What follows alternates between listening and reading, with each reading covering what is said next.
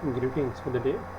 Welcome to another session of Cyber Law and Ethics. My name is Mohammed. In today's session, we are going to learn about the further topics of cybersecurity with reference to different attacks and with reference to the different mechanisms with reference to cyber security. Before we jump into the today's topic, let me revise what are the things that we have studied in the previous session. We studied about the different mechanism of cybersecurity. We studied about the implementations of cybersecurity. Also, we studied about the different things related to cybersecurity in terms of securing and implementations, in terms of general or in terms of military things. Now, in today's session, we're going to study about the new ways of conceiving the global world. Now, what do you mean by this? Incredibly powerful and vastly expanding communication technologies have forced us to consider the world as a smaller environment. Now, see, what do you mean by this? It means if at all if you are connected to internet, you can send a message sitting in India to any part of the world within a fraction of seconds. Within a fraction of second, you can send a message to any part of the world, which made this internet or this world very small with reference to communicating with one another. If at all if you want to physically go to US or UK or Australia and communicate some message, it will take nearly about 24 hours or merely about 18 hours of time. But if at all if you are connected with cyberspace, it will take only fraction of second to communicate the message. So that's the thing it is being said over here. Incredibly powerful and vastly expanding communication technologies have forced us to consider the world as a smaller environment. Now further it says, multinational corporations and communication networks have also helped to diminish the importance of national borders. Like this you know very well what I'm what is inside over here. Now the actual thing starts over here. What are cybersecurity threats? What are the different threats with reference to cybersecurity? Or in the previous thing we have studied, your system can be used as a target or your system can be used as a source to target other systems. It can be anything. So what are the cyber security threats? We'll see in today's session, and we are going to see what are the different mechanisms and different things with reference to cyber security threats. Now, cyber security threats reflects the risk of experiencing a cyber attack. Now what do you mean by a cyber attack? Cyber attack means compromising the devices or resources without the permission in cyberspace. That is what we call as cyber attack. For example, I am connected to an internet and you all are connected to an internet. Like we all are in a group, WhatsApp group. Let me consider we are connected in a WhatsApp group or a network. Somebody has posted an unnecessary message in the group stating that he knows everything and XYZ type of a thing. Now, at this time of time, there is an attack on a personal thing. There is an attack on a personal thing. Anyhow, he will be caught. Anyhow, he will be caught. Not today, but tomorrow will be caught. It means any of the attack that is being done on a personality or a system or a device or resources is called as a cyber attack in reference to cyberspace. That is what we call as cyber attack. Now, a cyber attack is an international and malicious effort by an organization or individual to breach system of another organization or individual. Now, the attacker's motivates may include information theft, financial gain, espionage, or sabotage. Like these are the things that is being with reference to the cyber threats or cyber attacks. Now, what I can do, if at all if I say you wanted to know your marks of your first internal, second internal, or your consolidated marks, but the faculty is not showing the marks, but you know that marks is been uploaded on the website. So what you will do, you will try some of the methods to gain that access. Either of the things is you have the email ID and password of one of the faculty, one type of thing. Second type of a thing is you have bypassed the credentials of a faculty and you have seen the marks, or you have intentionally or unintentionally breached that particular system and have copied that particular marks. So this is what we call as cyber threats. So the motives can be information theft, financial gain, and other things. Now, what are the main types of cybersecurity threats? What are different types of cyber security threats? The main type of cyber security threats are distributed denial of services, man-in-the-middle attack, social engineering, malware and spyware, password attacks, and advanced persistent threats. So these are different types of security threats with reference to the cyber security. Now we will see in detail about every of the topic that is been mentioned over here. Now the first one is the distributed denial of services. Now what do you mean by this distributed denial of services? The objective of a denial of services attack is to overwhelm the resources of a target system and cause it to stop functioning or denying access to its users. Or distributed denial of services is a variant of the denial of services in which attacker compromises a large number of computers or other devices and use them in coordinate attack against the target system. Now what do you mean by this particular thing? This particular thing means, see, to make me explain this, it's very simple. I'll give you an example. Not the example that I'm giving you just to explain you, not on a personal thing. The thing is, see, when I'm showing the marks, or when you all are writing the examination, there are some of the persons who are asking unnecessary questions. That questions belong to the examination, but they are asking unnecessary questions. The question is related to the subject only, but they are asking unnecessary questions like, sir, whether we need to draw the diagram, graph, or whether we should draw the the diagram with pencil or some other thing. In this way, what the people are doing, they are trying to disturb, so that my own my original work of monitoring all of the class during the examination gets stopped. So this is what we call as denial of services. In the sense, when a system is sending them resources and accessing resources, there will be some dummy type of things which will be sent to the server, so that the server, after taking all of those requests, gets down and it cannot respond to every of the resources. So this is what we call as denial of services. Now the next point it says is distributed denial of services attacks are often used in combination with other cyber threats. These attacks may launch a denial of services to capture the attention of security staff and create confusion, while they carry out more subtitle attacks aimed at stealing data or causing other damages. Like the same thing I have said you. The moment I am answering that particular person, other people are copying. So in this way, you are denying the services. In such a way that one person occupies my thing and other people are copying. So this is what we call as denial of services. And with reference to distributed denial of services, it's a variant of DDoS, which attacks and compromises a large number of computer or devices. So this is with reference to distributed denial of services. The next one is, what are the methods of distributed denial of services attacks, which includes botnets, smurf attacks, and TCP synchronized float attack.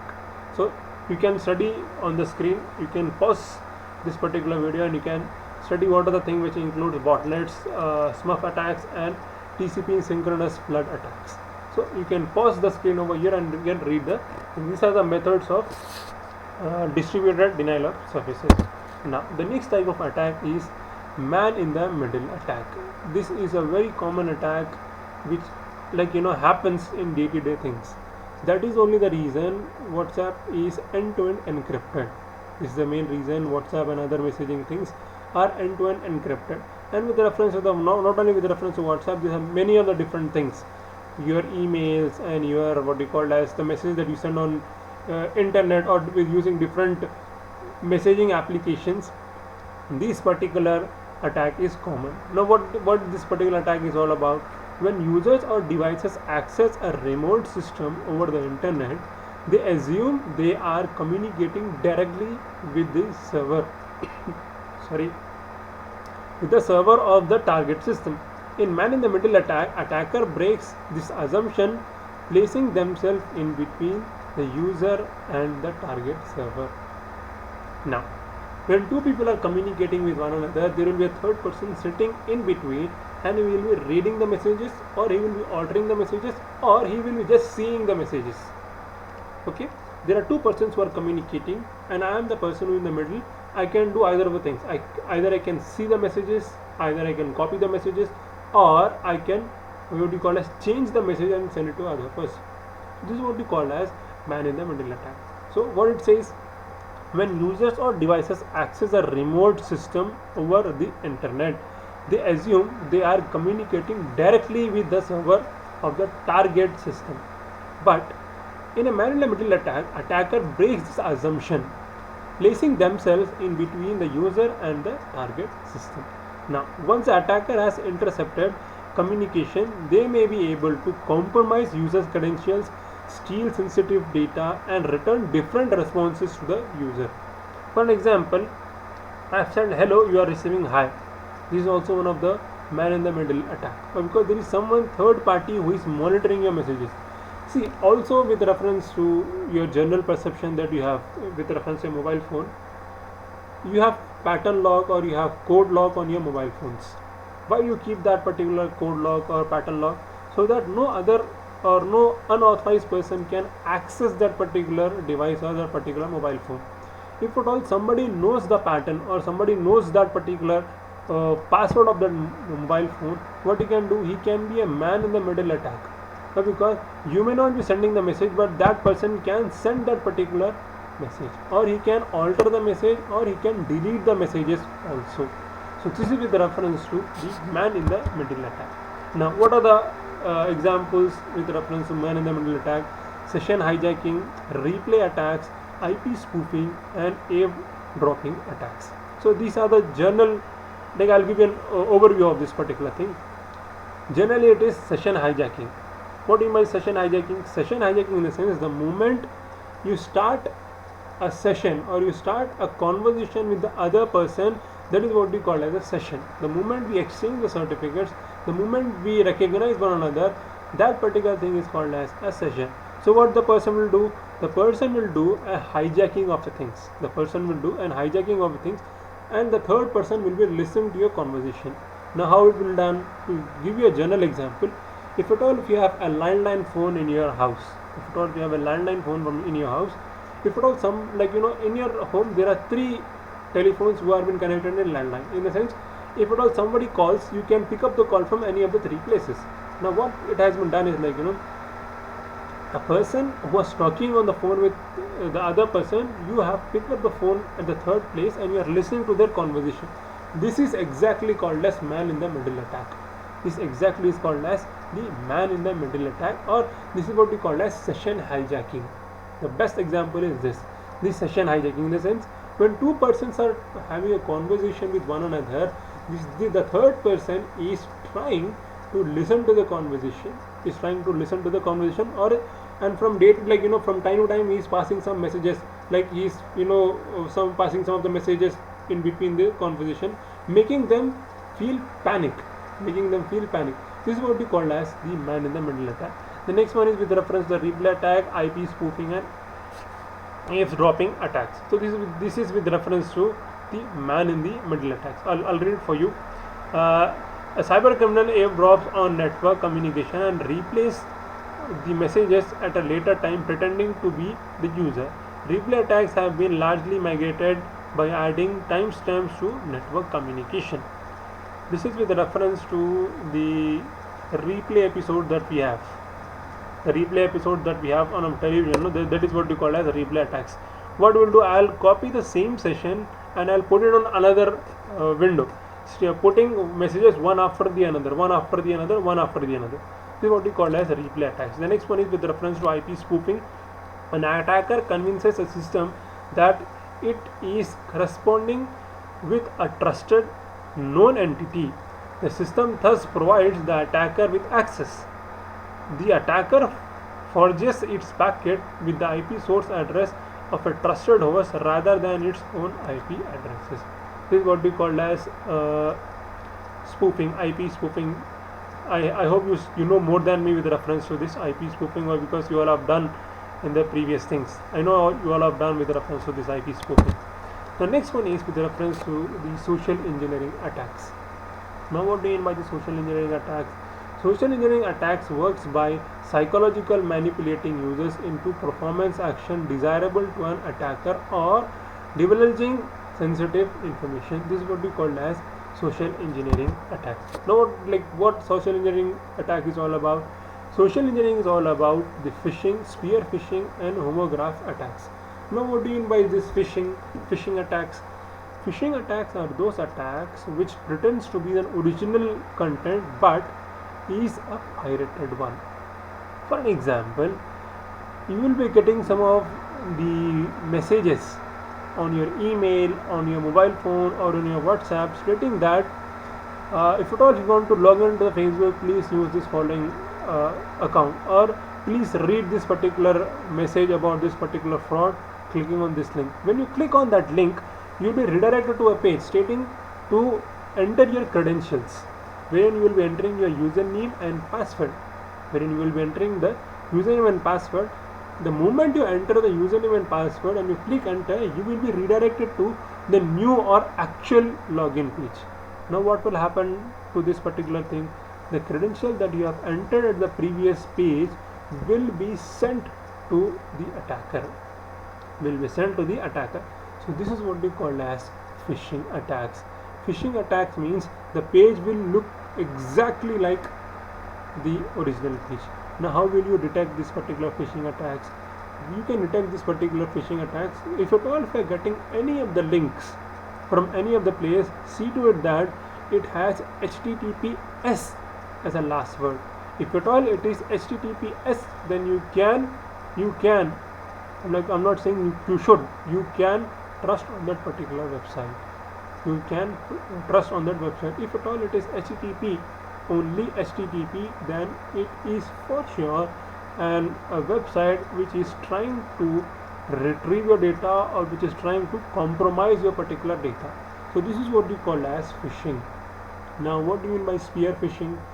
Phishing and spear phishing is similar, but the difference is in spear phishing, your friend or your known person or the person who is in your group is trying to attack that particular system. The first one is anyone across the globe can attack that particular thing, is called as phishing. Spear phishing in the sense within your group somebody is trying to breach that particular thing. It is called as spear phishing. That particular thing is called as spear phishing. Spear phishing can be, there is a group of 10 people, the 10th person will try to act as 11th person and will attack that particular group. This is what we call as spear phishing. Phishing in the sense that you are a group of 10 people, apart from that 10 people, whatever the people are there, they can attack you. That is what we call as phishing. So this is the major difference between phishing and spear phishing. Now the next one is with reference to the homograph attacks, which includes homograph attacks. Attackers create fake website with very similar website addresses to legitimate website. User access this fake website without noticing the slight difference in URL and may submit their credentials or other sensitive information to the attacker. So this is with reference to the homograph attacks. Now the next one, or the next type of attack, is with reference to the malware and spyware attacks. Now what do you mean by this malware and spyware attacks? Attacker use many methods to get malware into user's device.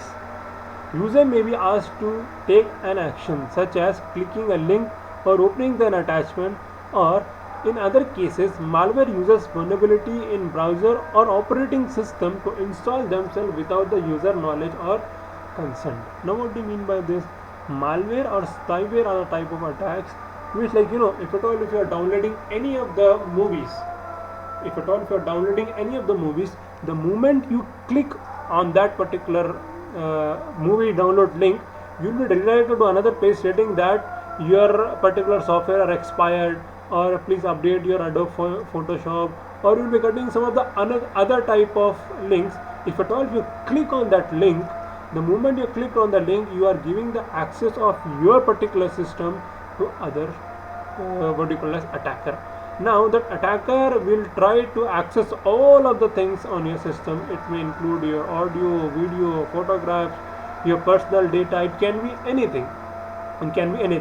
And remember, no attacker will attack you until and unless you give the particular access. The moment you give the particular access, then only the attacker will attack that particular system, whether it might be by clicking the link, whether it is by accepting the cookies, whether it is by downloading any of the what we call as Android application, whether it might be adding any of the add-on applications on your what we call as mobile phone, or it might be with reference to any of the antiviruses available on the Play Store, on your iOS store. It can be anything. The moment you give the access, then only these attackers can attack your particular system. So whenever you are using a system in cyberspace, you should be well aware of the things which says you should not give the access to any of the devices or any of the things until unless you are sure by yourself that this particular person or this particular thing will not attack or will not compromise my particular data. Now, second point it says is, once malware is installed, it can monitor users' activities, send confidential data to the attackers, assist the attackers in penetrating other targets within the network, and even cause the user device to participate in a botnet leveraged by the attacker for malicious intent. So this is with reference to the malware and spyware attacks. Now see, the best method to be safe from all of the things is, do not install any of the unnecessary applications which is not been required by your what we call as system or your mobile phone. There are n number of what we call as websites, applications, or you can say other things, or you can say you can include it by the notes that you will get it from different websites. They can compromise your particular information. How they will compromise the particular information? The moment you give the access to the attacker, then only he or she can attack that particular system. Now, moving forward, what are the different malware and spyware attacks includes with reference to the Trojan virus, ransomware, malvertising, wiper malwares, drive-by downloads, rogue security software. So these are different methods. You can pause this particular video over here and you can read all of the things over here. So these are different mechanisms by which attackers can attack with reference to malware and spyware. Now the next type of attack is with reference to the password attacks. What do you mean by these password attacks? A hacker can gain access to the password information of an individual by sniffing the connection to the network using social engineering, guessing or gaining access to a password database. An attacker can guess a password in a random systematic way. The best example of this particular password attack is your Facebook. I can for sure say you that password attacks best example is your Facebook. Why? I'll tell you how. When you create your Facebook account, it will ask you two security questions. The first security question will be anything like, who is your first teacher, or what is your favorite dish, who is your favorite superstar. Now, me being an attacker wants to get an access to your particular account. So what I'll do, I'll click on forget password and I'll give all of the credentials, because being your friend or being a well-wisher of you, I know all of these details. So I'll write all these particular details and I'll reset the password. Now the moment you log in on your system, you cannot log in with the password, but because that password has been changed by me. So this is how password attacks work. This is a example that I have given you with reference to the password attack. Or else the Facebook will give you, instead of the security questions, will give you some of the things like, in this particular photo, who are the person who is been attached or who is been tagged in this particular picture. So it can ask you a different type of questions. So this is with reference to the password attacks. So now what do you what are the things included in password attack? Include brute force password, guessing, and dictionary attacks. Now I hope you understood something from today's session with reference to the different types of security attack, with reference to password attack, phishing, spear phishing, social engineering, and all these things. Now, if at all if you have any doubt with reference to today's session, please ping me at my email address rahmat_ali@redot.com, or we can have a face-to-face conversation with reference to a doubt clarification session on a prescribed date with a mutual understanding. Until then, take care, bye bye, have a great time, see you in the next session.